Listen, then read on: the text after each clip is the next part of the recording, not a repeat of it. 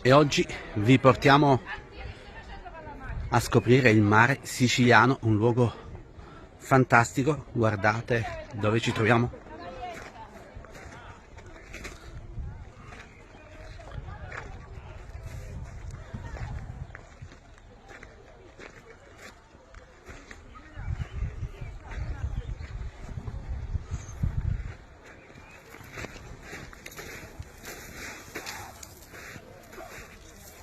Scrivete nei commenti cosa ne pensate